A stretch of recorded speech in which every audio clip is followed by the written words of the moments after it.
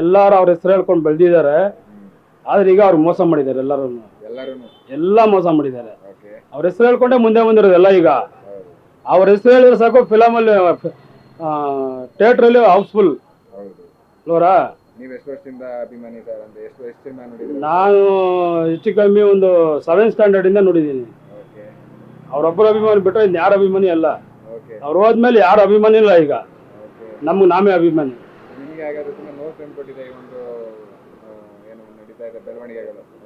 ಬೆಳವಣಿಗೆ ಅಂದ್ರೆ ಬೇಜಾರಾಗ್ತಾ ಇದೆ, ದುಃಖ ಆಗ್ತಾ ಇದೆ ತುಂಬಾ. ಅವ್ರು ಮಾಡಿರೋ ಮೋಸಕ್ಕೆ ನೋಡಿ, ಯಾರ್ಯಾರಿಗೋ ಇದ್ ಮಾಡಿದ್ರು ಅಲ್ಲಿ ಸ್ಟೇಡಿಯಂ ಅಲ್ಲಿ, ಇವ್ರು ಮಾತ್ರ ಸಪ್ರೇಟ್ ಆಗಿ ಹಾಕಿದ್ದಾರೆ.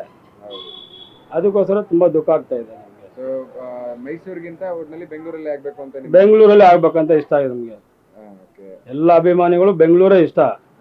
ಇಲ್ಲಿಂದ ಯಾರು ಹೋಗ್ತಾರೆ ಅಲ್ಲೂರಿಗೆ ಹೇಳಿ? ಇದೆಲ್ಲದಕ್ಕೂ ಕಾರಣ ಏನಂತೀರಾ ಸರ್? ವಿಷ್ಣುವರ್ಧನ್ ಅವರ ಅಭಿಮಾನಿಯಾಗಿ ಇದೆಲ್ಲ ಕಾರಣ ನಿಮ್ಗೆ ಏನಂತೀರ?